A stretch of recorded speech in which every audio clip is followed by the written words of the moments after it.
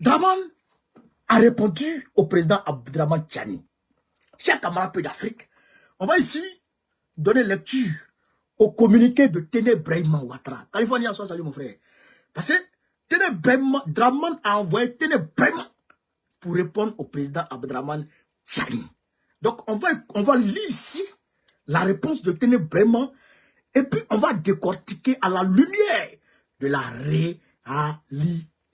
Camarades peu d'Afrique, aïe à partager, aïe à partager. Mais je vois même pas le partage TikTok. Ok, Yabadra. Alors, voici le communiqué. Voici le communiqué de Tene Brahima. Je rappelle que Tene Brahima signifie lundi Brahima, lundi Brahima. Tene, c'est Tene, Tene, Tene. Tene, Tene, Tene long. C'est ça, Tene, Tene Brahima, lundi Brahima. Il est né lundi. Voilà. C'est ça qui est la vérité. Ça, c'est les gars de comment on appelle ça? De Bobo du Lasso là. Mais on va arriver.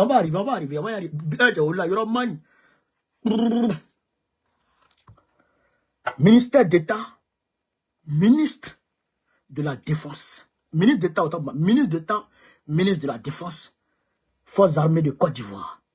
État-major général des armées. République de Côte d'Ivoire, Union discipline travail. Communiqué de presse. Dans une vidéo diffusée par la télévision d'État nigérienne et en circulation sur Internet, le général Abdraman Tchani, chef de la junte au pouvoir au Niger, a cru devoir, dans une interview, se répondre en une série de récriminations contre notamment les forces armées de Côte d'Ivoire qui l'accusent ouvertement de contribuer à une formation militaire de prétendus irrédentistes nigériens réfugiés en Côte d'Ivoire. Irrédentistes nigériens réfugiés en Côte d'Ivoire.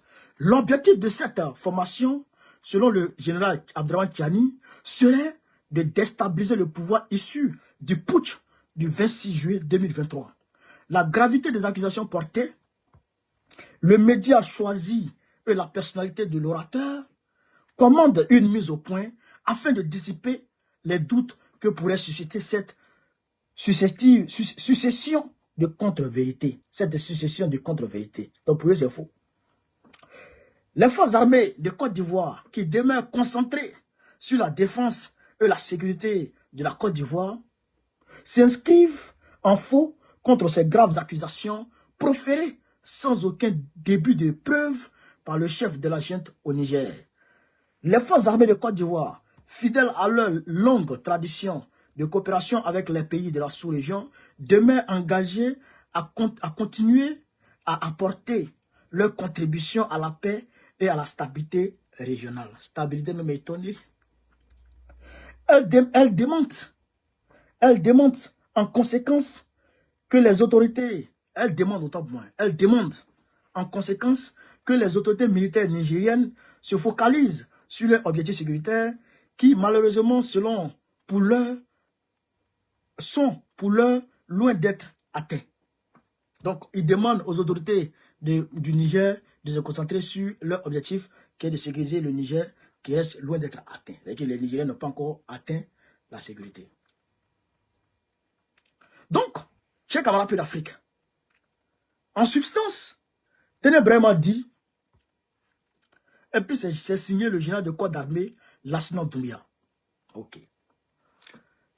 Tene Brahima dit, Draman Ouattara dit en substance que ce que le président Tchani a dit, c'est faux, sans donner plus de détails.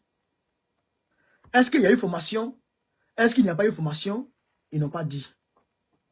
Est-ce qu'il y a des Nigériens en Côte d'Ivoire? Est-ce qu'il n'y a pas de Nigériens en Côte d'Ivoire? Ils n'ont pas dit. Est-ce qu'il y a eu formation au 14e Bima? Est-ce qu'il n'y a pas eu de formation au 14e Bima? Ils n'ont pas dit. Bon. Camarades d'Afrique. Camarades d'Afrique. Yoroman. On va ici mettre le président Tchani pour que nous n'en ignorions. On va écouter le président Tchani et puis on va décortiquer. Eux, ils disent que eux, ils ont toujours œuvré pour la stabilité de la sous-région. Voilà. Ça va ce qu'ils ont dit? Ils ont toujours œuvré pour la stabilité de la sous-région. Bon, c'est vrai, ça peut être vrai. Hein? Mais un homme qui marie une femme, et puis il fait par là avec cette femme, il la jette, il la renvoie chez elle. Il prend une deuxième, il fait par là avec la deuxième, et puis il la renvoie chez elle. Il prend une troisième, il fait par là avec la troisième, et puis il la renvoie chez elle. Est-ce que l'erreur vient des femmes, ou bien l'erreur vient de l'homme? Chers camarades, tu t'es pas entendu avec la première, tu t'es pas entendu avec la deuxième, et tu n'étais pas entendu également avec la troisième. Ça veut dire que la faute n'est pas de ces femmes-là.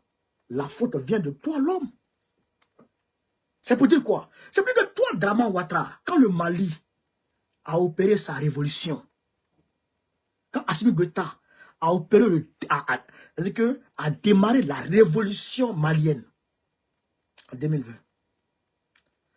et que la France a demandé à Ouattara de faire mains et pieds pour faire rentrer les Assimi Goïta dans le giron france-africain.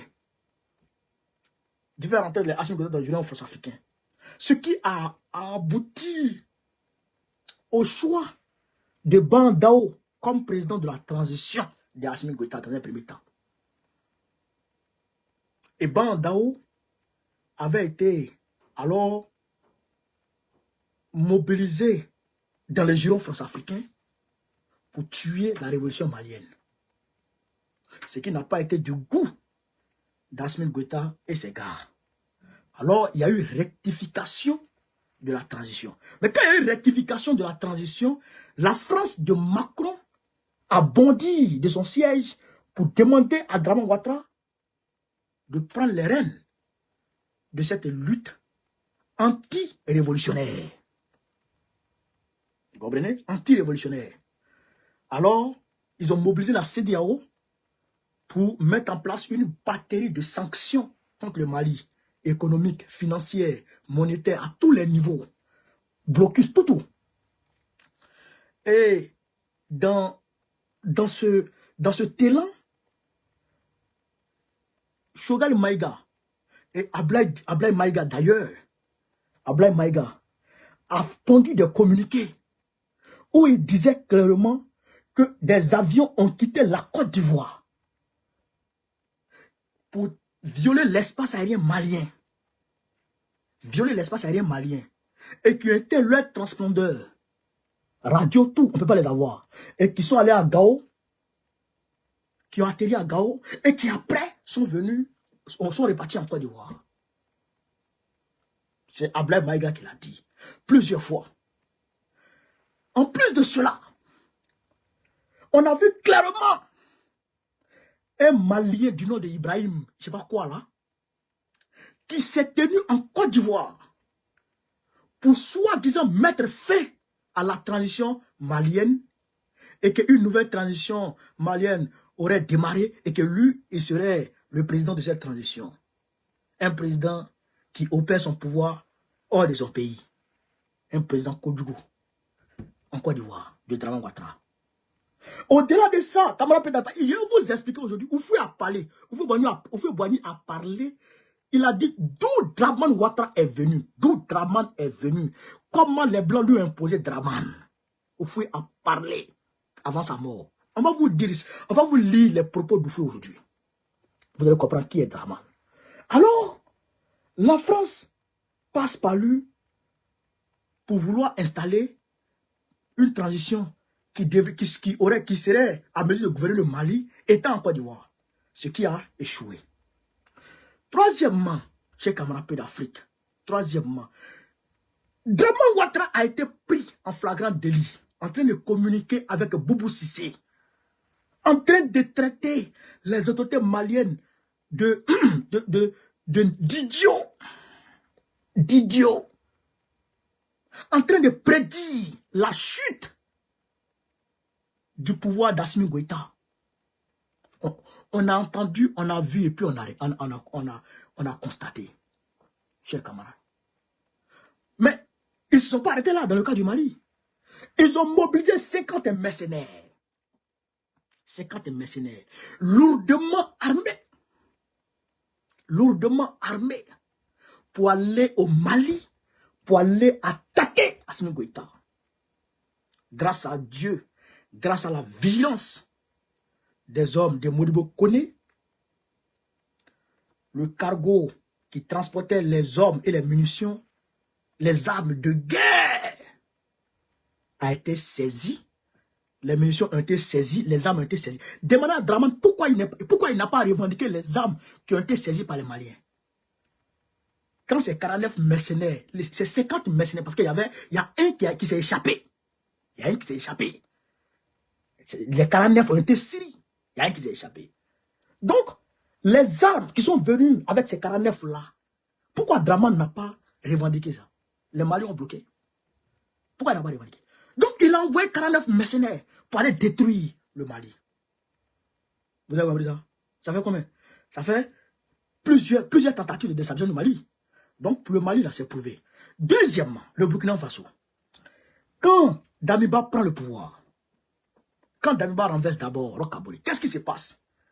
Draman demande à Roch Kaboré de demander à ses gars de lancer une guerre. Vous avez vu comment on appelle ça, le petit bout de vidéo là, non? Où ils étaient en visioconférence avec les gars de la CEDEAO, où Draman Ouattara parlait pour dire que Roch Kaboré lui a dit qu'il ne veut pas un bain de sang entre les fils de Burkina Faso. Et donc, il a scellé le plancher à Damiba. Donc, Draman avait demandé ça. Au-delà de ça, Damiba même avait dit, c'est pourquoi il a dit que quand quelqu'un se bat pour quelque chose, c'est pour lui la chose. Mais d'où est venue cette expression? Et c'est, comment il s'appelle? L'ancien ministre d'État là. Comment il s'appelle? L'ancien ministre d'État là, comment il s'appelle? Lui qui a gâté aux Nations Unies là. Comment il s'appelle là? Merde, son nom, mettez-moi ici. Mettez-moi son nom là. L'ancien ministre d'État du Burkina Faso qui a fait Basselman Bazi, voilà. C'est Basselman Bazi qui était ministre de Damiba qui a dit ça.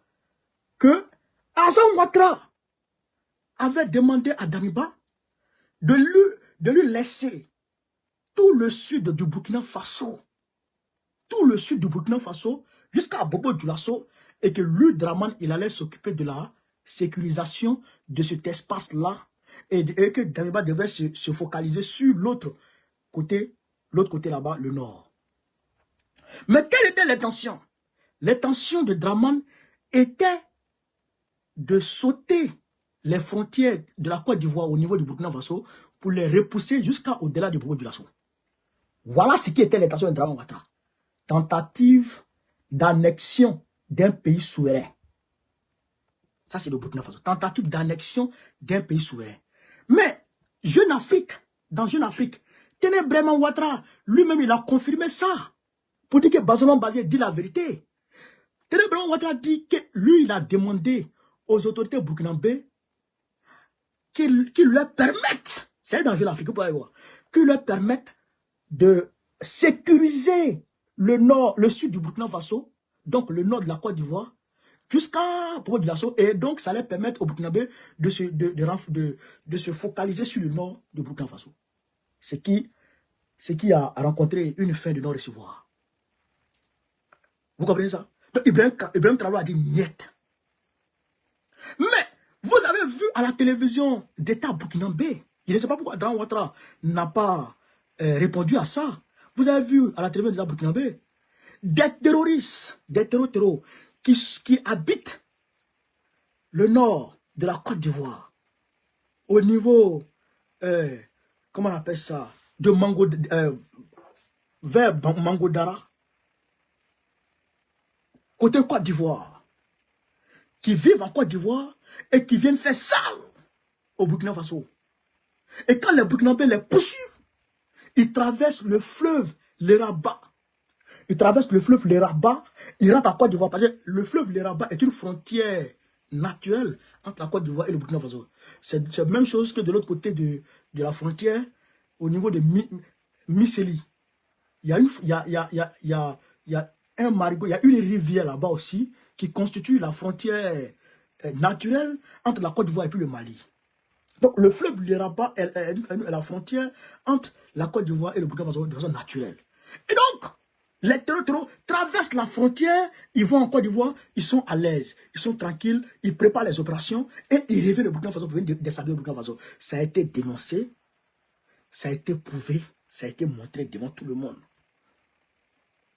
Mais ils n'ont pas parlé, ils n'ont pas démenti, parce que puisque l'évidence est là. Vous comprenez ça? Au-delà de ça, Wassim Nas, journaliste de France 24, ami des terreaux, l'homme qui connaît tous les terreaux du monde, Wassim Nas, il est journaliste en France 24. Il a dit que les militaires de Côte, excusez-moi, les terreaux de Côte d'Ivoire recrutent des Ivoiriens. Recrutent en Côte d'Ivoire. Les terreaux de Côte d'Ivoire recrutent en Côte d'Ivoire. Ils recrutent en Côte d'Ivoire. Et ils ne s'arrêtent pas là. Les terreaux de Côte d'Ivoire ne se touchent pas avec les militaires de Côte d'Ivoire. Et que les militaires ivoiriens peuvent voir un terreau et puis s'il demande l'ordre de frapper, on lui dit non, tu n'es pas frappé. Donc les terreaux qui vont faire mal au Burkina Faso viennent en Côte d'Ivoire pour venir dormir là, ils recrutent en Côte d'Ivoire, ils mangent en Côte d'Ivoire, ils causent avec les militaires ivoiriens, ils cherchent femmes avec les militaires ivoiriens, ils vont danser Mapuka avec les militaires ivoiriens, ils vont chauffer dans les bars, dans les bois, dans les maquis avec les militaires ivoiriens, mais ils ne sont pas inquiétés. Vous comprenez ça? Morgan soit salué. Vous comprenez ça? Donc ça veut dire quoi? Ça veut dire que déjà de ce fait-là, il y a une tentative manifeste de déstabilisation du Burkina Faso par la Côte d'Ivoire. Et Ibrahim Traoré l'a dit, mon Dieu vision, il y a un centre des opérations en Côte d'Ivoire pour déstabiliser le Burkina Faso.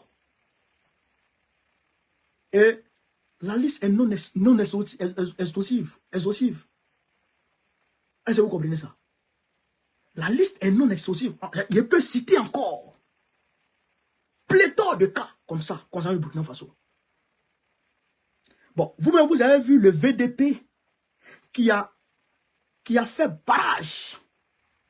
Qui a fait barrage aux soldats ivoiriens qui devraient rentrer sur le territoire burkinabé. Hein? Le VDP qui a empêché les soldats ivoiriens de rentrer sur le territoire burkinabé. Vous avez vu ça? Vous avez vu aussi l'hélicoptère qui a rafalé sur les soldats burkinabés au niveau du Burkina Faso, sur le territoire burkinabé. Un hélicoptère ivoirien qui a rafalé sur les militaires burkinabés. Tout ça, c'est des tentatives de déstabilisation. Et eux, ils viennent nous dire qu'ils travaillent à la stabilisation de la sous-région. De qui on se moque? Donc, vous comprenez que le Mali, le Burkina Faso, tout ça, ils ont tenté de déstabiliser. On est d'accord? On est d'accord? Ok. Alors maintenant, au Niger. Ça, c'est Draman lui-même qui l'a dit de sa bouche. Nous allons mobiliser 800 à 1000 hommes pour aller au Burkina Faso, pour aller au Niger, pour rétablir Bazoum. Il dit qu'il va aller déstabiliser le Niger pour rétablir Bazoum. Vous avez entendu ça? Vous avez vu? D'accord? Mais au-delà de ça, l'embargo inédit qui a été imposé au peuple burkinabé, au peuple nigérien, vous avez vu? Un blocus total, jamais vu dans le monde. Même les Américains n'ont pas fait ça avec Cuba. Même les Américains n'ont pas fait ça avec le Venezuela. Un embargo, jamais. Draman Ouattara a imposé ça au Nigérien. D'accord? Et donc, quand les Nigériens viennent dire aujourd'hui, quand le président Tchani vient dire aujourd'hui que les anciens Nigériens sont en Côte d'Ivoire et qui participent à des réunions visant à déstabiliser le Niger. C'est-à-dire qu'il a donné les détails des détails. On va l'écouter, cher camarade d'Afrique. On va écouter sur le président Tchani, cher camarade. On a écouté Draman, on va écouter le président Tchani. Il n'est pas bouclé pour les Français. en Côte d'Ivoire, en août 2024, le 6 août précisément, les anciens Nigériens, des anciens Nigériens, vous dites? Oui, des anciens Nigériens. Vous avez suivi la déchéance de leur nationalité. Je reviendrai là-dessus, sur certains experts qui polémiquent sur cette déchéance de nationalité.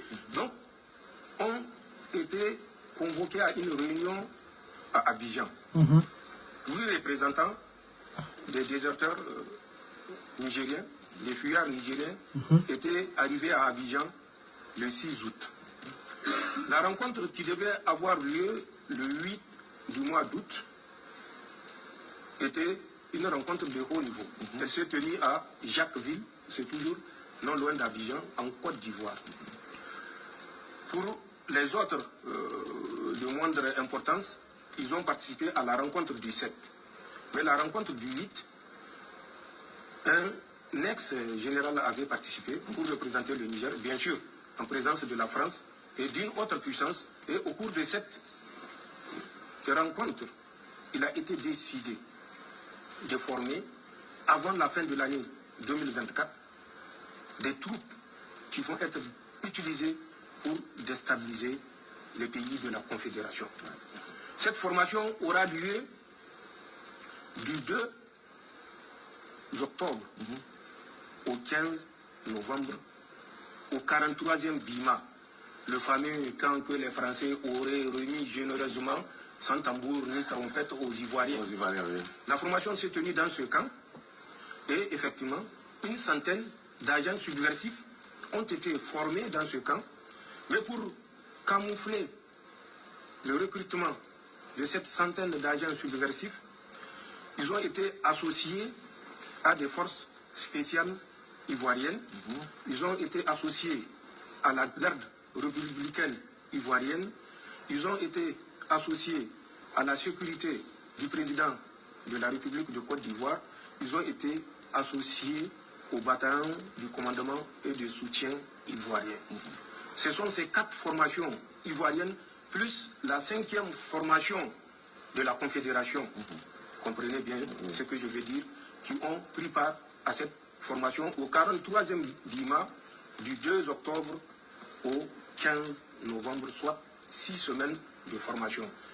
Pour qu'ils comprennent que ce que nous disons n'est pas écoutez juste très bien, hein? De la fabulation, le contenu de la formation était essentiellement sur l'utilisation de 3 types d'armes, notamment le FAMAS qui est français, un type d'arme que nous n'utilisons plus, mais qu'ils ont modifié, qu'on appelle arme automatique modèle 52, à laquelle ils ont adapté une lunette de tir. Ensuite, bien sûr, le AK-47 pour faire bien pour la force destinée à la Confédération. C'est ça. Puisque si elle opère sur notre territoire avec des FAMAS, ça peut éveiller des soupçons. Donc, il y a l'arme AK-47 qui a été utilisée dans le cadre de cette formation. C'était une formation intense sur le service de l'arme, sur des séances de tir dans toutes les conditions, sur le combat en milieu urbain, suivez bien ce que j'ai dit, le combat en milieu urbain, sur la reconnaissance des résidences des VIP, sur la prise d'otage, enlèvement. Je dis bien prise d'otage, enlèvement. Des forces ont été formées et entraînées pendant 6 semaines à ce métier par les forces spéciales françaises. Les instructeurs étaient 11. 6 étaient venus de la métropole et 5 étaient des instructeurs du 43e BIMA. Écoutez les Sur détails. les 5 instructeurs du 43e BIMA, il y avait des Ivoiriens d'origine et qui ont la nationalité française, qui sont des instructeurs au nom de la France, puisqu'ils sont des Français. Tout à fait. C'est la boucle de l'encerclement, non seulement du Niger, mais de la Confédération. Voilà ce que la France... Donc, vous avez compris. C'est-à-dire que même les origines des instructeurs, ils donnent. Les armes, ils donnent. Les modèles d'armes. La formation. C'est-à-dire que tout est détaillé. Tout est détaillé. C'est-à-dire que le gars là, il est renseigné. Mais ce que les gens ne comprennent pas, ce que les gens ne comprennent pas, et ce qui m'a frappé à l'esprit, c'est que le président Tiani, il a sorti le contenu du rapport que Jean-Marie Bockel, le conseiller Afrique de Macron, lui a transmis. Le contenu du rapport. Est-ce que vous comprenez ça? Mais, c'est-à-dire que, il faut que les gens mesurent, chers camarades d'Afrique, le niveau du service de renseignement de l'AES. Il faut que l'efficacité du service de renseignement de l'AES, c'est-à-dire que, chers camarades d'Afrique, il y a vous dire une chose. En 2022, fin 2021, je dirais, fin 2021, avant que Macron ne se rende à Kiev, non, en Russie chez Poutine, où Poutine a mis la table kilométrique entre les deux là, il y a eu une attaque informatique sur Kiev. Frère, ils ont attaqué c'est-à-dire que tous les services publics de l'Ukraine ont été attaqués. Tout, même pas, ils n'ont même pas laissé, en quelques minutes, ils ont volé beaucoup de renseignements. Beaucoup de renseignements, Kiev, ils ont attaqué. J'ai dit, quelques jours après, Poutine dit va attaquer. Parce qu'il est rentré en possession de tous les rapports. Il y a un groupe de hackers en Russie. Un groupe de hackers. Frère, sauf s'il ne veut pas te frapper. Sauf s'il ne veut pas te frapper. Sinon, si tu utilises le service informatique, c'est-à-dire que toi, tu utilises Internet. Tu utilises Internet, ils vont t'avoir. L'Assemblée nationale française. L'Assemblée nationale française. Frère, ils ont hacké l'Assemblée nationale. C'est-à-dire que ils ont rendu, chers camarades d'Afrique, inutilisables les ordinateurs de l'Assemblée nationale française. Ils sont rentrés dans le circuit. C'est-à-dire qu'ils ont bloqué le circuit pendant quelques minutes ou je ne sais pas, quelques heures. Les hackers. Est-ce que vous comprenez ça? Ils disent, c'est des enfants, c'est des enfants de 18, 20, 30. Leur chef n'a même pas encore 30 ans. Leur boss, il n'a même pas encore 30 ans. Poutine les a recrutés. Leur boss n'a même pas encore 30 ans. C'est des enfants, des bébés. Mais s'ils veulent t'attaquer, ils vont t'allumer. Mais vous pensez que l'AES est Gawaz? Parce que l'AES est Gawaz. Mais au-delà de ça, en plus de ceux-là, il y a un groupe d'informaticiens maliens que je salue ici, qui ont récupéré des mains de l'entreprise française qui gérait les données du peuple malien. Ceux qui faisaient les cartes d'identité des Maliens. C'est une entreprise française qui faisait ça. L'entreprise du fils de Jean-Yves Le Drian. Quand Assimi Goïta a refusé de donner l'argent qu'ils avaient frauduleusement volé aux Maliens, et qu'Assimi Goïta par la suite leur a demandé de reverser les données du peuple malien sur un fichier et qu'ils aient refusé, les jeunes Maliens là sont rentrés dans le fichier de l'entreprise française et puis ils ont pris les données de la France et ils ont pris les données des Maliens et ils ont remis sur la clé. Et ils ont dit c'est eux qui ont fait. C'était en 2023 là. Début 2024. Début 2024, fin 2023, début 2024. Les jeunes là, ils ont fait ça. Les Maliens. Ils ont dit ce jour qu'ils ont travaillé. Merci, c'est les 13 experts maliens. Merci.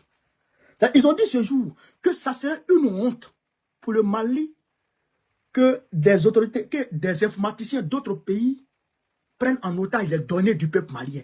C'est une honte. Et ils ont dit qu'ils ont fait ça gratuitement. Alors que la France lui a demandé, je sais pas, 4 milliards combien là. Ils ont fait ça gratuitement. Depuis lors, ils ont commencé maintenant à fabriquer la Katnina. Si je pense bien, c'est la Katnina.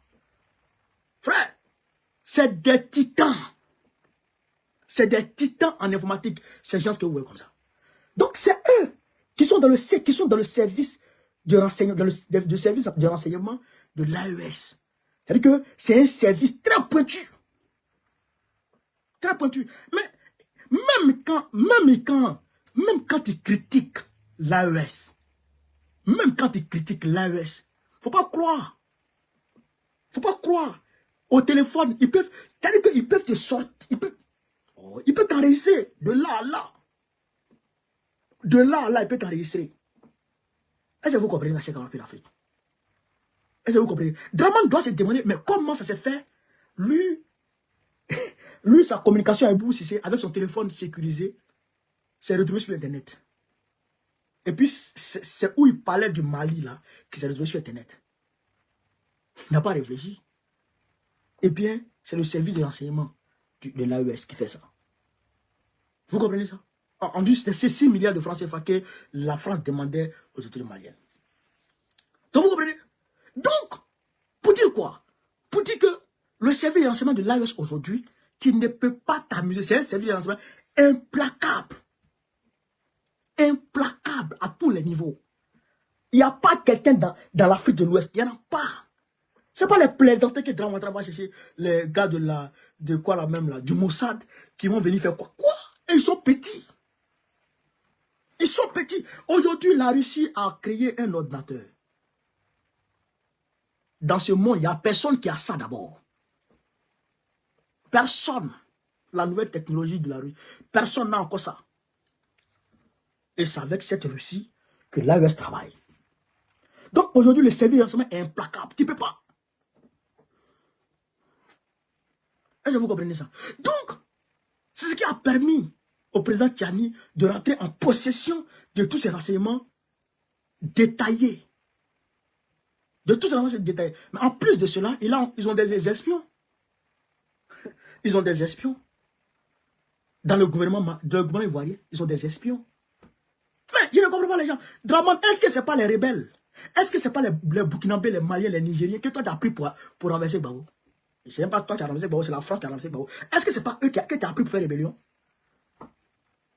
Pourquoi Cheikh Ousmane a refusé d'engager la guerre contre le Mali concernant les 49 mercenaires? Pourquoi Cheikh Ousmane a refusé d'engager la guerre? Parce que c'est que la majorité, la grande majorité de ces militants, c'est des ressortissants de l'AES. C'est des Maliens, c'est des Burkinabés, c'est des Nigériens, c'est des Guinéens. Donc ils ne peuvent pas prendre cela pour dire que allons, on va combattre ton pays. Ils vont se retourner contre lui. C'est pourquoi Cheikh Ousmane a refusé d'engager la guerre contre le Mali concernant les 49 mercenaires. Est-ce que vous comprenez un peu? Donc, ces gens-là, ces anciens rebelles-là, beaucoup d'eux sont devenus des officiers supérieurs qui aujourd'hui sont dans l'armée, qui sont au cœur de l'armée. Donc, les informations-là, ça fuite de part et d'autre. Et ils comprennent, ils entendent et ils connaissent. Donc, il faut un topo au président Tchani, un topo détaillé au président Tchani.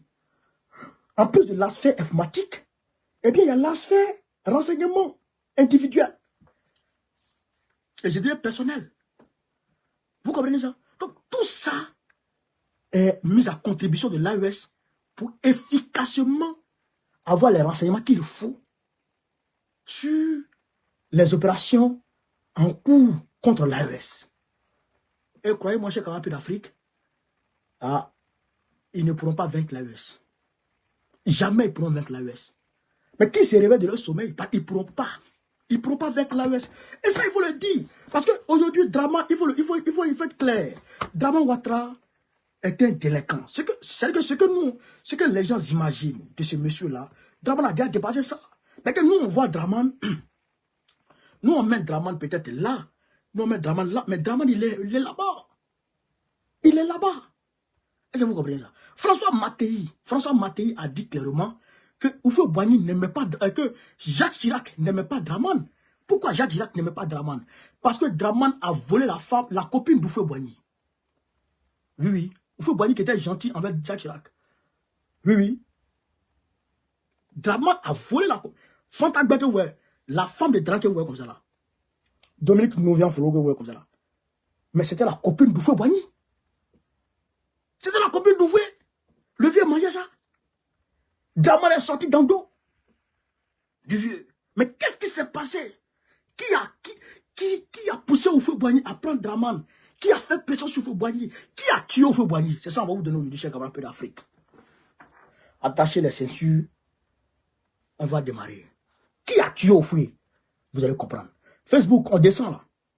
TikTok, on monte, on a 730. Facebook, on était à 600, on a 400 là. 400, 500 maintenant là. Tapotez, tapotez, tapotez, on va avancer. Tapotez les gars, tapotez. Donc, chers camarades peu d'Afrique, la mort d'Oufoué Boigny est subtilement expliquée par Oufoué Boigny lui-même dans ses dernières confidences à son espion. Oufoué Boigny, lui, il avait un espion français qui payait bien, gracieusement. Donc, il a expliqué pourquoi les Blancs lui ont imposé Draman, qui l'a tué. C'est écrit ici, on va lire ça. On va lire ça. Camarades peu d'Afrique, on est parti. Les dernières confidences d'Oufoué Boigny à son espion. Devoir de mémoire. Le Temps rédite pour ses lecteurs les confidences du premier président ivoirien à un de ses proches. C'est un document du journal hebdomadaire Le Phénix paru le lundi 9 au dimanche 15 décembre 2002. Écoutez ici. Écoutez, ça c'est Oufoué Boigny qui parle. Qui parle maintenant. Là, il était malade, il devrait aller en France. Je suis pratiquement au soir de ma vie. Et il est impérieux que je vous livre quelques informations capitales pour préserver la Côte d'Ivoire d'une éventuelle rupture sociale après que je ne sois plus là. En effet, je me rends en France pour subir une opération, une intervention chirurgicale. Et je ne peux vous dire si je vais revenir vivant. Lui-même, c'est-à-dire qu'il ne sait pas s'il va revenir vivant. Il s'est fait opérer du cœur. Il ne sait pas s'il va revenir vivant. Ainsi, vous pourriez utiliser à des fins utiles ces révélations. Si je rentrais effectivement silencieux de la France. Voilà pourquoi je vous ai fait appeler d'urgence. Sachez à toute fin utile que mon ambition majeure pour la Côte d'Ivoire, notre beau pays, a toujours été de l'élever au rang de pays fortement industrialisé, doté d'infrastructures modernes qui le rendraient totalement indépendant. C'est pourquoi je me suis investi à faire de la Côte d'Ivoire un pays économiquement fort, avec le cacao et le café qui font la fierté du pays. Malheureusement, la France et ses alliés vont user de tous les moyens pour arrêter cette noble ambition que j'ai pour mon pays. Ils vont donc former spécialement des jeunes cadres africains. Et vous pouvez dire, la France va former des jeunes cadres africains, dont Alassane Dramane Ouattara, pour m'assassiner et détruire la Côte d'Ivoire. Nana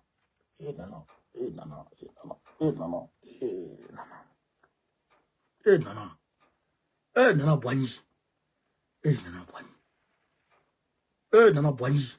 Il avait dit, camarade, cette vidéo partagée là, la partie là, je vais la couper après et je vais la mettre sur toutes mes plateformes. Coupez-la autant que vous pouvez. Mes vidéos ne sont pas, comment on appelle ça, privatisées. Tout le monde peut les utiliser. Utilisez-la comme vous voulez. Écoutez ici. Oufoué dit, parce qu'il faut qu'on décortique en descendant. Oufoué dit, il avait pour l'ambition de faire de la Côte d'Ivoire un pays économiquement fort, industrialisé. Un pays industrialisé avec beaucoup d'infrastructures. Babo a raison sur les camarades. Avec beaucoup d'infrastructures. Mais les Français ne sont pas d'accord. Et donc les Français ont décidé de former spécialement des jeunes cadres africains, dont Alassane Dramane Ouattara, pour l'assassiner, lui, Oufoué Boigny, et puis détruire la Côte d'Ivoire. Aïe! Est-ce que ce n'est pas ce qu'on voit aujourd'hui, chers camarades? Est-ce que ce n'est pas la destruction totale, de fond en comble, de la Côte d'Ivoire qu'on voit aujourd'hui? Est-ce que ce n'est pas la destruction de la Côte d'Ivoire qu'on voit aujourd'hui, chers camarades d'Afrique? Est-ce que ce n'est pas ça après la mort de Houphouët-Boigny. Est-ce que ce n'est pas ça qu'on voit aujourd'hui? On va continuer. Mais avant de vous dire qui est Ouattara, sachez d'abord à partir de quand la Côte d'Ivoire va connaître ses réels problèmes. Non. En effet, du 11 au 15 janvier 1978, je reçois la visite officielle d'amitié et de travail. Le président de la République française d'alors, Valéry Giscard d'Estaing. Valéry Giscard d'Estaing qui cherchait la femme de Bokassa Ier. Il a arraché la femme de Bokassa Ier. Le plus pervers des présidents français. Il est déjà mort. Je pense que là où on parle là, eh bien, les anges de l'enfer l'ont réveillé et puis sont en train de le gifler. Il a reçu Giscard d'Estaing et il continue. Je lui ai fait visiter toutes les infrastructures de la Côte d'Ivoire. Ainsi, de retour en France, Valéry fait rassembler le G7 pour décider des procédures de destruction de la Côte d'Ivoire. Giscard d'Estaing, il rentre en France et il réunit le G7 pour décider des procédures de destruction de la Côte d'Ivoire. Car elle pourrait devenir le miroir du monde si rien n'est fait pour l'arrêter dans son évolution.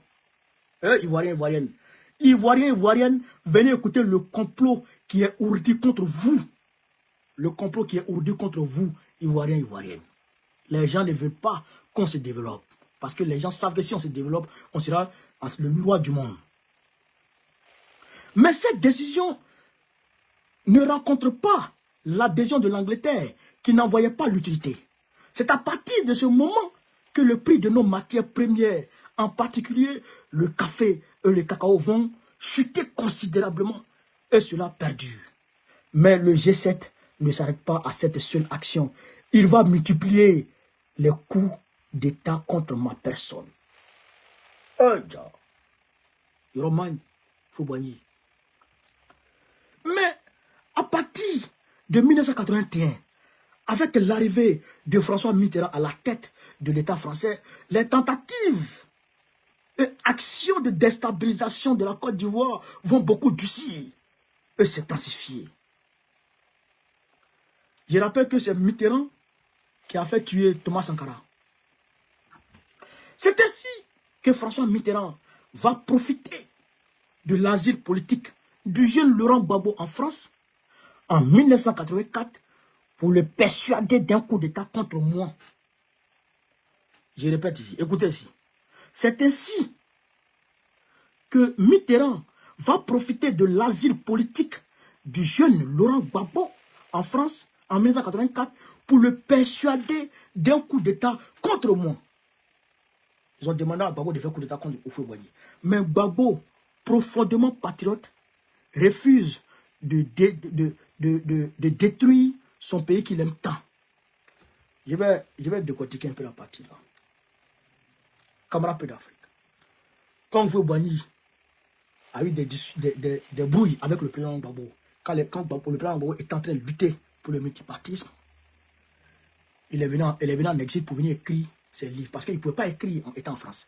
En étant en Côte d'Ivoire, il est venu écrire ses livres pour critiquer sévèrement Houphouët-Boigny. Parce qu'il était en exil ici. Alors, François Mitterrand l'approche. Ce n'est pas la première personne, ce n'est pas la première fois que j'entends ça. Je vais déjà entendu ça plusieurs fois. Mitterrand l'approche pour lui dire de renverser qui? Houphouët-Boigny. De renverser Houphouët-Boigny. Alors, le président Gbagbo refuse de faire coup d'État. C'est après ça, c'est ayant appris ça, que Houphouët-Boigny va mobiliser une forte somme d'argent pour venir chercher le président Gbagbo en France ici, faire rencontrer le président Gbagbo par ses envoyés, lui proposer de l'argent, lui proposer de rentrer dans le gouvernement, dans son gouvernement, dans le gouvernement de Houphouët-Boigny, et puis maintenant, faire un dépôt d'une somme faramineuse sur son compte en Côte d'Ivoire. Il y a une vidéo qui tourne. Si vous pouvez aller voir Gbagbo et puis Houphouët-Boigny. Vous pouvez taper sur YouTube Gbagbo, Houphouët-Boigny parle à Gbagbo. C'est là, le président Gbagbo, il avait les cheveux un peu comme ça. Mais il n'avait pas fait dégrader. Il avait les cheveux, il avait beaucoup de cheveux comme ça. Il avait beaucoup de cheveux et il était assis, il avait porté veste. Et vous pouvez lui demander, vous pouvez lui dire, il a présenté ses excuses à Oufou Boigny d'abord. Voilà, il a demandé ses excuses à Oufou Boigny d'abord. Après, Oufou lui a demandé, Oufou lui a dit qu'un oiseau ne se fâche pas contre l'arbre. L'oiseau ne se fâche pas contre l'arbre. L'arbre, c'est la Côte d'Ivoire et le président Gbagbo, c'est l'oiseau. Tu vas beau tourner, l'oiseau va beau tourner, eh bien, il va finir par s'asseoir sur l'arbre. Nous tous, on est en exil là. Notre point de chute là, c'est en Côte d'Ivoire. Donc, il faut bien dire ça ce jour. Donc, c'est après ça que de lutte en lutte, Fouboigny a déclaré le multipartisme. Mais il y a des camarades, des anciens camarades, je le dis, je ne dirai pas de nom. Il y a des anciens camarades du président Gbagbo qui lui ont dit de faire le coup d'État. Vous comprenez? Il y a des anciens camarades du président Gbagbo qui étaient avec lui dans la lutte, qui lui ont dit il faut faire le coup d'État contre Fouy. Parce qu'il y a des généraux, d'Oufou Boigny, des officiers supérieurs d'Oufou Boigny qui sont allés voir le président Gbagbo afin que le président Gbagbo donne, je dirais, sa caution au coup d'État. Parce que hier, c'est vrai que le président Gbagbo était un opposant, il n'était pas au pouvoir, mais il était l'opposant principal qui pouvait faire tomber toute personne issue de la lignée d'Oufou Boigny. C'est-à-dire que dans les rues, il pouvait le faire. Et il a prouvé ça par Guy Robert, par la chute de Guy Robert. Quand il a pris le pouvoir, que Guy Robert a refusé, il a appelé dans les rues, Guy Robert est tombé. Donc, il fallait la caution du président Gbagbo afin que le coup d'État soit légitimé par le peuple de Côte d'Ivoire. Vous comprenez ça? Vous comprenez? Donc, le président Gbagbo a dit niet. Il dit, je ne fais pas coup d'État. Je ne suis pas dans votre coup d'État là. Même quand le président Gbagbo rentre en Côte d'Ivoire en 2021, quand il rentre en Côte d'Ivoire en 2021, là où il est rentré là, mais il y a des gens qui sont allés le voir. La France a envoyé des gens pour aller le voir, pour lui demander de donner sa caution pour un coup d'État, pour renverser qui? Dramane. Vous comprenez ça? Pour renverser qui? Dramane. Mais ils ont demandé ça à Bédié et ils ont demandé au président Gbagbo. Ça, le président Gbagbo a fait une visite rapide chez Bédié pour aller parler avec Bédié. Pour dire non, on ne peut pas accepter le coup d'État. On ne peut pas accepter le coup d'État. Il faut que le gars parte de façon démocratique. Aujourd'hui, Dramane est comme un fruit mûr. Tu le touches pas, il va tomber. Il ne faut pas se salir. Frère, donc, le président Gbagbo a été toujours en harmonie avec ses principes. Il a été toujours en harmonie avec ses principes. Il n'a jamais trahi ses principes démocratiques de pacifiste. Est-ce que vous comprenez ça? Donc, ce qui est dedans ici, là, ça c'est vrai. Mitterrand a demandé à Gbagbo de faire coup d'État, il a refusé là. Ça là, c'est vrai. Donc, on continue chez camarades d'Afrique. Alors, quand Gbagbo a refusé, Mitterrand et le G7 vont recruter le jeune Alassane Dramane Ouattara, fonctionnaire au FMI pour l'action de déstabilisation et de destruction de notre cher pays. Car, connaissant parfaitement les origines burkinabées de celui-ci, il le sentait capable d'un tel comportement. Alassane est alors invité en France en 1984 pour expliquer son travail au FMI pour l'Afrique. Devant plus de 40 chefs d'État, pendant une conférence de presse. Mais comment Alassane est-il arrivé au FMI? Point d'interrogation. On va continuer. En effet, de 1973 à 1983, suite intervention du président voltaïque d'alors, Sangoulé Lamizana, je nomme Alassane à la BCAO, successivement comme chargé de mission, conseiller spécial du gouverneur, directeur des études et vice-gouverneur en 1983. En 1982, je demande à mon ministre de l'économie et des finances d'alors, Abdoulaye Koné, de décorer le jeune voltaïque Alassane pour son dynamisme au travail. Aussi, le 1er novembre 1984, avec la bénédiction et mon appui spécial, il est nommé fonctionnaire au FMI. Il est nommé fonctionnaire au FMI. C'est Houphouët-Boigny avec les appuis de Houphouët-Boigny. Également, pour lui témoigner toute mon affection après la mort d'Ablaye Fadiga, ex-gouverneur de la BCEAO, je nomme Alassane comme nouveau gouverneur de cette institution. Mais chacun de vous se demande pourquoi, et si c'était de gaieté de cœur que j'ai nommé Alassane Ouattara comme Premier ministre de la Côte d'Ivoire. C'est essentiellement par souci de préservation de la Côte d'Ivoire d'une implosion sociale à l'avènement du retour au multipartisme en 1990, ainsi sur intervention du G7 et des institutions de Bretton Woods. Je nomme d'abord Alassane comme président du comité interministériel le 18 avril 1990, ensuite comme Premier ministre en novembre 1990. Ça veut dire que d'un côté, le président Houphouët-Boigny, a eu peur de la rue dans un premier temps. Il a eu peur de la rue dans un premier temps parce que le multipartisme était inévitable. Et donc, avec le multipartisme qui allait voir la création de plusieurs partis politiques, si Alassane Ouattara n'était pas dans ses rangs, Alassane Ouattara pouvait créer une rébellion. Vous comprenez déjà? Vous comprenez déjà d'où Alassane Ouattara avait l'intention, d'où vient l'intention d'Alassane Ouattara de créer une rébellion? Depuis sous Houphouët-Boigny, Alassane Ouattara voulait déjà faire une rébellion. Et puis donc, comme les Français étaient prêts à le nommer, parce qu'il faut le dire, Alassane Ouattara avait pour protecteur François Mitterrand à travers Michel Candessus. Vous comprenez? À travers Candessus, qui était le gouverneur du FMI. Vous comprenez ça? Donc, Candessus et Mitterrand pouvaient créer une rébellion rapide avec la complicité des officiers supérieurs dans l'administration Boigny, qui était déjà corrompu, et renverser le président Boigny. Les militaires pourris qui étaient dans l'administration du président Houphouët-Boigny, en collaboration avec Ouattara, qui était soutenu par Candessus et Mitterrand, pouvaient facilement créer une rébellion à partir du Burkina Faso pour aller agresser Houphouët-Boigny.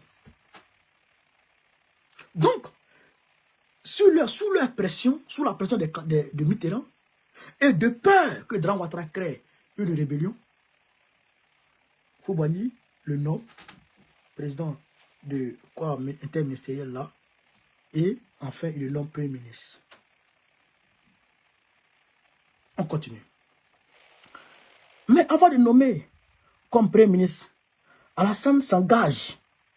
Avant de le nommer comme Premier ministre, Alassane s'engage par écrit à rester en dehors de la politique ivoirienne en s'occupant uniquement de redresser l'économie, même après ma disparition. Il a fait signer Alassane Ouattara pour dire je m'engage à m'éloigner, à rester en dehors de la politique ivoirienne.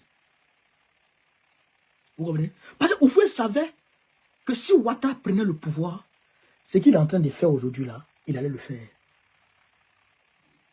Vous comprenez? Houphouët avait déjà vu ça. Houphouët savait déjà que si Ouattara prenait le pouvoir, c'est qu'il allait vendre la Côte d'Ivoire. Et il est en train de le faire. Vous comprenez ça? Donc voilà pourquoi Houphouët lui a dit, il faut mettre par écrit, je ne serai pas dans la politique ivoirienne. Et même après la disparition de Houphouët-Boigny, pourquoi ai-je exigé cela de lui? Pourquoi il a exigé cela de lui? C'est parce que Alassane n'est pas ivoirien. C'est Houphouët qui le dit. Alassane n'est pas ivoirien. Mais plutôt un volcaïque burkinabé d'origine. En effet, Alassane Dran Ouattara est né à Noumoudara. Noumoudara, son village, qui signifie en tiefo, sa langue maternelle, village de forgeron. Numudara. Numudara. Numudara. Ça, c'est en langue de l'heure de Bobo Dioulasso. Village de fromager en ex-Olvolta, Burkina Faso. Numudara est dans le canton de Sendou, de la subdivision de Banfoura, qui est du cercle de Bobo Dioulasso. Il a pour père Feu Ouattara Djika. Feu Ouattara Djika. Et pour mère Feu Boro Bintou. Ceux qui, les Odjeneka qui pensent que Ouattara, sa maman, c'est Nabitou Sisé là. Venez écouter Oufou ici. Oufou dit, le père de Ouattara s'appelait Ouattara Djika. Et sa mère s'appelait Boro Bintou. Ouattara Djika, Boro Bintou. Tous deux burkinabés d'origine. Alassane est jumeau. Son frère est mort à la naissance, ce qui entraîna également la mort de sa mère. Je répète la partie là, chers camarades. Je répète la partie là. Alassane a pour père Feu Ouattara Djika. Ouattara Djika. Et pour mère, Feu Boro Bintou. Tous deux burkinabés d'origine. Alassane est jumeau. Son frère est mort à la naissance, ce qui entraîna également la mort de sa mère. On va marquer une petite pause pour expliquer un peu. Alassane, le nom Alassane est donné aux jumeaux, principalement aux jumeaux. Quand c'est des jumeaux, Alassane, Loseni. Alassane, Loseni. Quand c'est des jumelles, Fatou, Bintou. Fatou, Bintou. Donc ça là, c'est vrai. Vous avez la chanson de Dikenja où il dit Nanga dofo Loseni ba nyene, en meta dofo lasina djan nyene pion. C'est des jumeaux, ils parlent. C'est comme ça dans notre culture. Vous comprenez ça? Vous comprenez ça? Donc ça là, c'est vrai.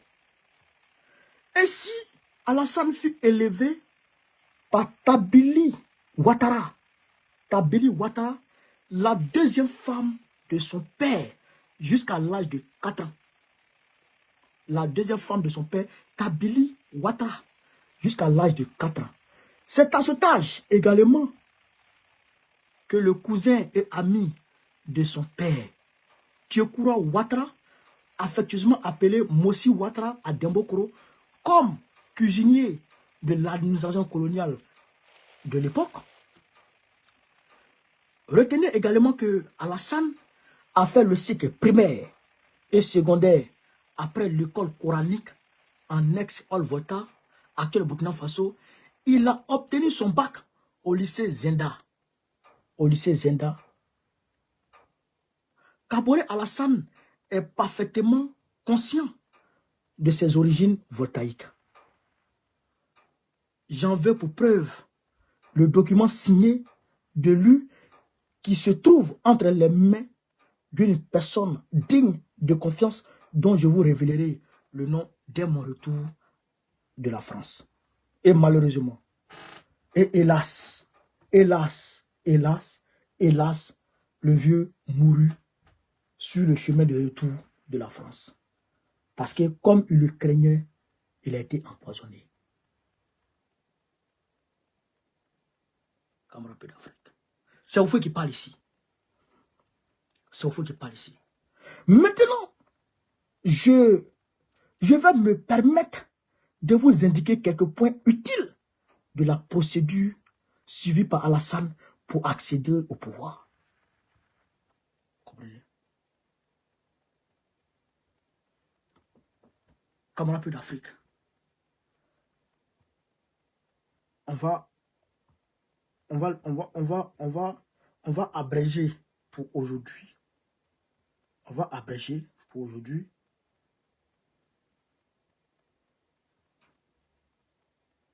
On va abréger aujourd'hui Oh ouais, on continue ou on abrège? On continue ou on abrège? Parce que c'est un peu long. On continue et puis ou on abrège? Comme ça, demain, on revient plus fort. On continue ou on abrège? Ceux qui veulent qu'on continue, mettez on continue. Ceux qui veulent qu'on abrège, mettez on abrège. On est en démocratie. Oh! On est en démocratie. Et donc tout le monde veut qu'on continue quoi? Abrégé, ok. Et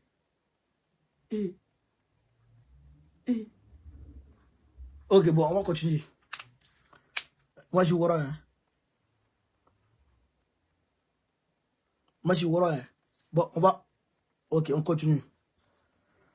Écoutez, chers camarades d'Afrique, maintenant, je me permets de vous indiquer quelques points utiles de la procédure suivie par Alassane Ouattara pour accéder au pouvoir. En effet, comme je l'ai indiqué tantôt, Alassane, le monsieur Afrique du FMI, est invité à Paris par François Mitterrand et le G7 en vue de prononcer une conférence explicative sur son travail au FMI pour l'Afrique. C'est à cette occasion qu'en aparté, François Mitterrand et le G7 vont confier à Alassane la mission destructrice de la Côte d'Ivoire. Chers camarades, la mission destructrice de la Côte d'Ivoire. Mais n'étant pas ivoirien, donc ignorant les réalités du pays, c'est Dominique Ouattara, né Dominique Faure-Nouvian, qui est choisi pour aider Ouattara à réussir sa mission. Chers camarades, Yoromani. Dominique Nouvian rentre en ligne de compte, puisqu'elle était la maîtresse du vieux Houphouët-Boigny. Donc, c'est elle qu'on va choisir pour détruire la Côte d'Ivoire. C'est pourquoi le président Ouattara a écrit que le couple Ouattara n'est pas un couple comme les autres. C'est une entreprise, c'est un couple de business. C'est pourquoi ils n'ont pas d'enfants. Il me demande si c'est laisse. Mackenzie, mon idole, sois salué au frère. Vraiment. Vous comprenez ça? Donc c'est Dominique Nouvian qui est coopté par le G7 et Mitterrand pour détruire la Côte d'Ivoire. Qui est choisi pour aider Ouattara à réussir sa mission destructrice de la Côte d'Ivoire. Voilà comment elle va se retrouver auprès d'Alassane. Ainsi, par l'intervention personnelle de celle-ci auprès de moi, je demande l'accord du président Thomas Sankara pour que Alassane soit nommé vice-gouverneur de la BCEAO au compte du Burkina Faso. C'est-à-dire que c'est Dominique Nouvian qui allait voir Houphouët-Boigny pour lui demander d'intervenir, d'intercéder auprès de Thomas Sankara afin que Thomas Sankara fasse nommer comme le Burkina Faso avec la place de vice-président, de la BCEAO, afin qu'il soit nommé vice-gouverneur de la BCEAO. Mais pour mener à bien, non, voilà. Ouattara va demander à être, BCEAO, au compte du Burkina Faso.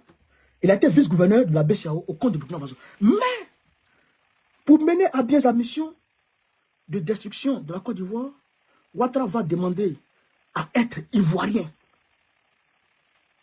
Ouattara va demander à être ivoirien en m'adressant une lettre à cet effet. Sur conseil de Dominique Ouattara, je me contenterai seulement de lui faire établir un passeport de travail, tout en lui promettant la nationalité ivoirienne par décret de naturalisation. Lequel décret n'a jamais été signé de moi et qui se trouve entre de bonnes mains. Notez que Dominique Ouattara, juive d'origine, mais française de nationalité, est la clé qui ouvre les portes à Alassane. Une tâche à laquelle elle s'attelle avec finesse. Elle va même jusqu'à éliminer physiquement l'ex-gouverneur de la BCEAO, Feu Abdoulaye Fatiga, qui était son amant. Mais diantre. Rien que pour permettre à Alassane d'être le nouveau gouverneur de cette institution, lequel poste que ce dernier convoitait depuis fort longtemps, pour m'avoir adressé plusieurs correspondances à cet effet. Car dans son entêtement, personne ne lui contesterait ses origines ivoiriennes, vu que ce poste a toujours été dévolu à un Ivoirien de pur sang. Camarade, c'est Oufoué qui parle. Peuple d'Afrique, c'est Oufoué qui parle. Oufoué est parti, il nous a laissé son mémoire. Si vous comprenez ça. Dominique était avec Oufoué. Elle était la go d'Oufoué. Elle était la go de Ouattara. Puisque le G7, et puis Mitterrand l'avait mis en mission pour aider Ouattara à détruire la Côte d'Ivoire. Parce que Oufoué l'a dit plus haut, il a fait visiter la Côte d'Ivoire jusqu'à Destin. Et jusqu'à Destin a réalisé que la Côte d'Ivoire est en train de devenir un miroir du monde. La Côte d'Ivoire est en train de devenir jolie. La Côte d'Ivoire est en train de devenir prospère. Ça seulement, on a opéré le miracle économique ivoirien. Ça seulement, Oufoué a opéré le... À ce moment, nous on est nés là. Nous on est nés là, à Tchéké là. Tu prends 25 francs, tu mets à Tchéké un poisson. 25 francs, tu mets à Tchéké un poisson. Puis tu es là, ça dit 25 francs. Tellement que vous faites travailler.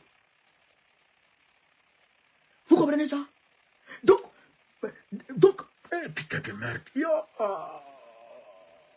C'est maintenant je comprends. Quand les gens me disent que bon, on connaît, c'est pas Draman qui gère la Côte d'Ivoire, c'est Dominique Ouattara qui gère la Côte d'Ivoire. C'est maintenant je comprends. J'ai mal à la tête. J'ai mal à la tête. Un Mougou est Oufoué. Elle est avec Ouattara. Un Mougou avec Fatiga, Abdoulaye Fatiga. Un Mougou est son mari. Son mari, qui était procès à l'université en Côte d'Ivoire. Elle déjà son mari. Elle s'arrange avec la France à finir à Oufoué Bani. Elle va déjà Lamine Abdoulaye Fatiga. C'est ça, non? Abdoulaye Fatiga. Hein? Maintenant, elle crée le boulevard à Draman. Et puis, Draman demande à être ivoirien. Maintenant, Dominique, maintenant, quand elle est avec Oufoué dans la chambre, elle suce.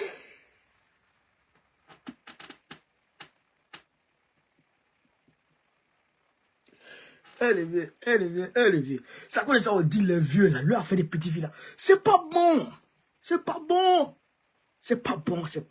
Faut pas aimer les petites filles. Quand tu es vieux, faut pas aimer les petites filles. Les petites filles là, l'impression c'est trop. Dominique qui est là. Dominique, il faut taper sur internet. Dominique Ouattara jeune.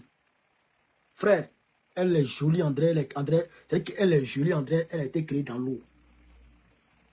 Elle est jolie, André Mami Ouattara. Dominique, elle est jolie. Hein? Et maintenant, elle est une vieille, elle a grossi. Maintenant, elle est lapée maintenant.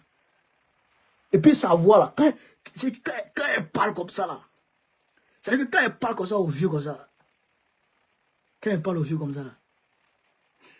le vieux tombe dedans. Donc, elle a une voix de déesse façon là. Donc, elle parle à l'intérieur de sa bouche, sa langue ne sort pas. Hein. Ça, donc, elle parle comme ça, elle chuchote. Elle parle pas, elle chuchote. Elle chuchote dans l'oreille du vieux. Donc, pendant qu'elle chuchote dans l'oreille du vieux, bon, elle est en train de jouer le vieux. Tout ce qu'elle dit au vieux, elle dit Donc, comme ça, ils ont tué la voix. C'est pas bon. C'est comme ça qu'on fait à tuer la Côte d'Ivoire.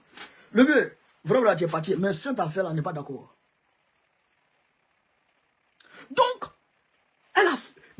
quand Draman demande quelque chose, Draman écrit une lettre, il l'envoie au fouet. Et puis Dominique maintenant va en mission pour aller appuyer le dossier. Et Oufoué accepte. C'est comme ça qu'on fait. C'est comme ça que Draman arrive à ses fins. Et Oufoué même n'a rien compris. Et puis il est devenu ivoirien. Et puis vous pouvez même ça. Il dit ici.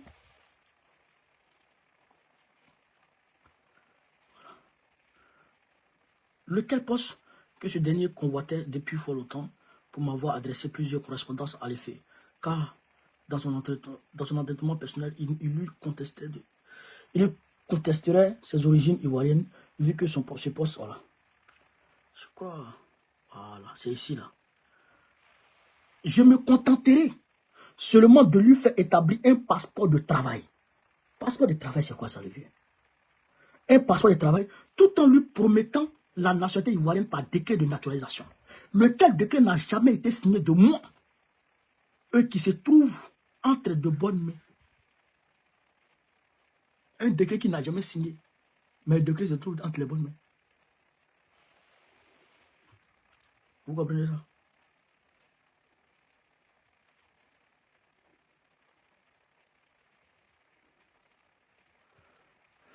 Vous vous demandez certainement pourquoi Mme Ouattara a autant de faveur auprès de moi.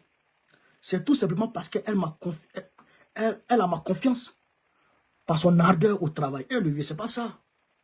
Son efficacité, mais surtout sa discrétion.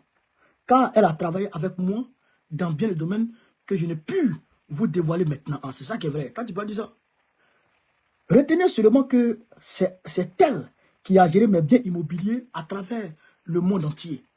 C'est Dominique Ouattara qui gère les biens immobiliers de Fouboigny, même en France ici. J'ai même fait d'elle mon homme de confiance. Voilà pourquoi elle bénéficie de tant de faveurs auprès de moi. Mais vu mon âge beaucoup avancé et mon état de santé qui ne fait que se dégrader, je vous demande d'ouvrir grand les yeux sur elle. Car c'est une espionne de haut niveau. C'est une espionne de haut niveau. Vous pouvez mettre les yeux en garde. Ouvrez les yeux sur Dominique parce que c'est une espionne de haut niveau. Elle a toujours su se donner les moyens qu'il faut pour atteindre son objectif. Souvenez-vous que pour permettre à Ouattara d'être gouverneur de la BCEAO, elle a éliminé Fadiga par empoisonnement. Elle a éliminé Fadiga par empoisonnement. Elle a usé également des mêmes moyens pour faire disparaître Vamoussa Bamba, mon ancien ministre de l'Éducation nationale, qui était aussi son amant. Ah Allah, eh Allah, eh Allah. Afin qu'elle puisse librement épouser Alassane. Bien que je sois à ce mariage entre elle et Ouattara, je lui donnais tout de même ma bénédiction. Remarquez que ce mariage faisait partie du plan de destruction de la Côte d'Ivoire. D'où ma réticence.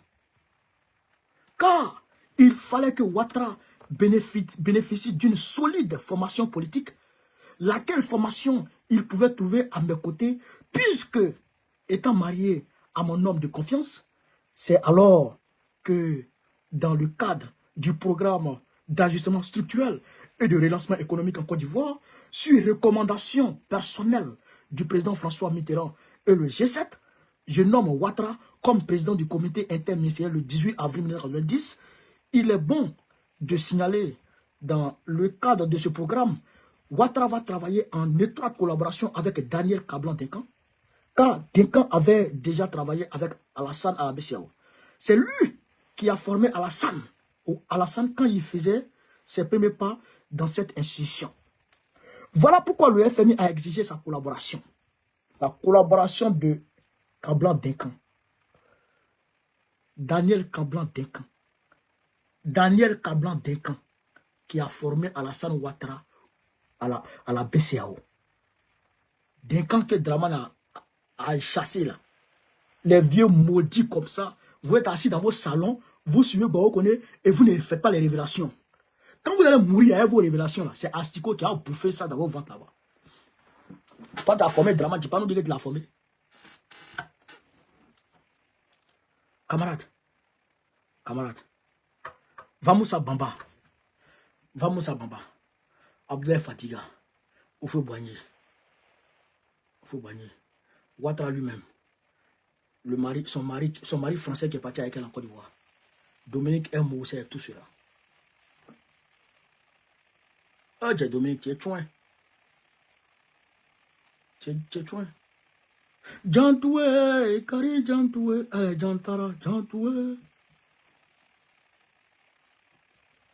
Alors, on continue. C'est lui qui a formé Alassane quand il faisait ses premiers pas dans cette institution. Voilà pourquoi le FMI a exigé sa collaboration. Il est plus aguerri qu'Alassane.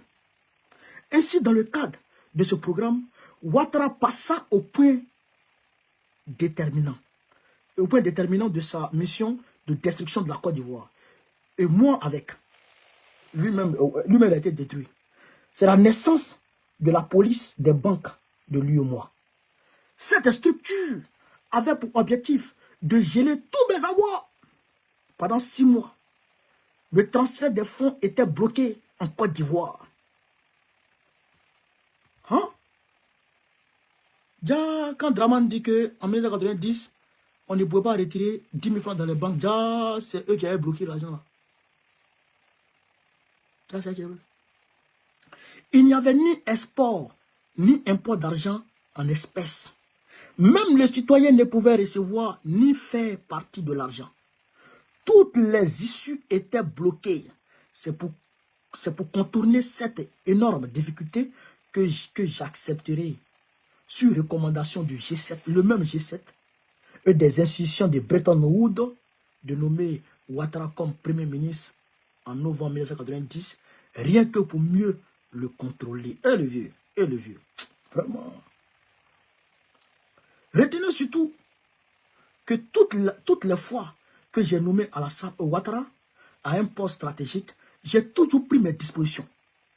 À la BCAO, Charles Konan Bani, Ivoirien authentique, était son adjoint avant d'en être le gouverneur maintenant.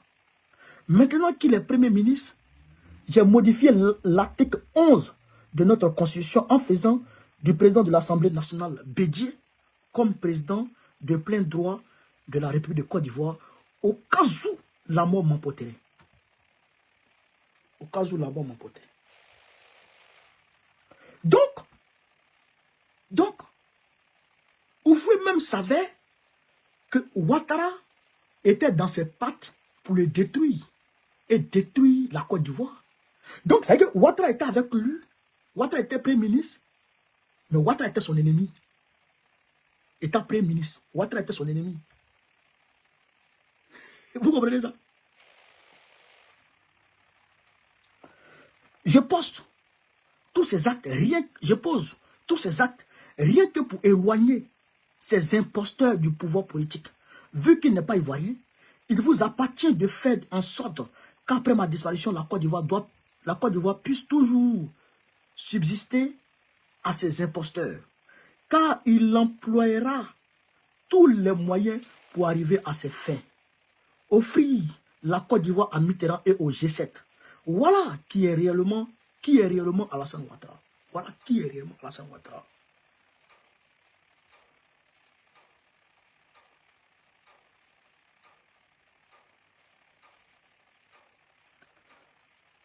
Notez bien, notez bene, Alassane Draman a été élevé ensemble avec son demi-frère Keletegui Ouattara, ex-champion de boxe en 1963 en Haute-Volta.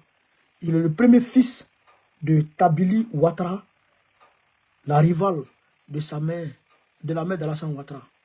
Tabili Ouattara, la rivale de la mère d'Alassane Ouattara. C'est fini. Camarades, Yoroman.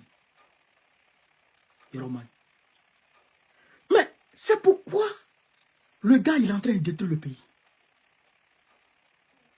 Vous voyez, non? C'est-à-dire que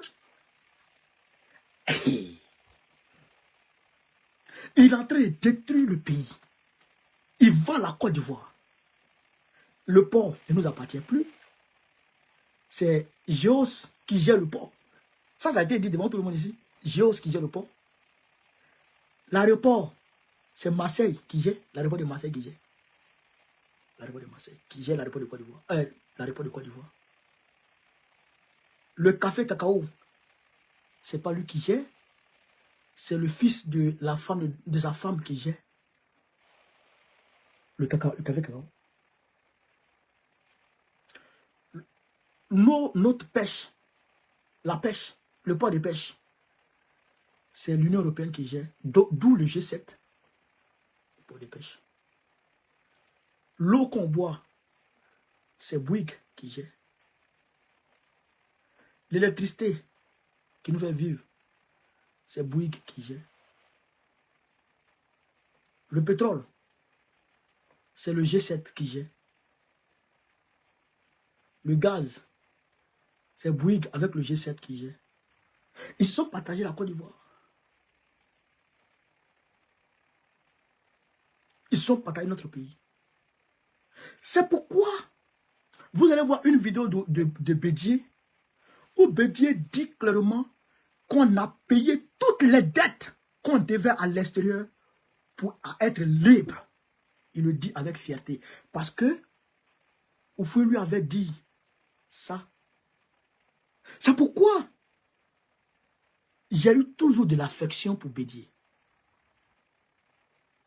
C'est pourquoi Bédier a créé le concept consommer ivoirien. Le concept consommer ivoirien. C'est pourquoi en 1993, le 7 décembre 1993, quand le baobab tombe et que Ouattara veut prendre le pouvoir par des artifices, je dirais par de l'alchimie constitutionnelle, et que Fologo s'oppose, Laurent Gbagbo dit, cette constitution, je ne suis pas d'accord avec elle, mais c'est la loi. La loi, je peux ne pas être d'accord avec la loi, mais la loi est la loi. C'est Bédier qui doit gérer la succession d'Oufoué, c'est lui qui va gérer. Il donne sa caution à Bédier pour gérer la succession d'Oufoué-Boigny. Parce qu'il sait que Ouattara vient pour détruire la Côte d'Ivoire. Laurent Gbagbo, vous voyez, n'est pas un homme avide de pouvoir. C'est un homme qui est profondément patriote. Un homme qui est profondément patriote. Un homme qui est profondément nationaliste, panafricaniste. Un homme qui aime son pays. Il veut sauver la Côte d'Ivoire de ce que Houphouët-Boigny a décrit ici comme la destruction de notre pays par Dramane, sa femme, missionnée par le G7. Vous comprenez? C'est ça la mission de Laurent Gbagbo. Libérer la Côte d'Ivoire du carcan occidental. C'est la mission de Laurent Gbagbo qui est là. C'est pourquoi, quand Houphouët s'est fâché contre Laurent Gbagbo, et que Ouattara a voulu le faire tuer,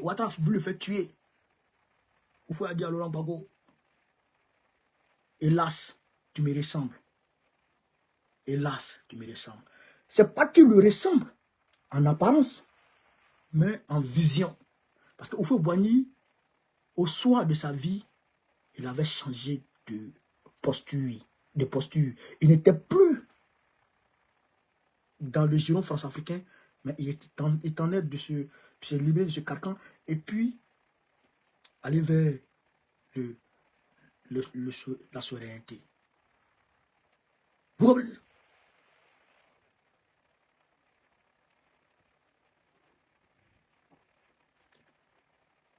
Donc, Houphouët-Boigny a été tué. Coup d'État.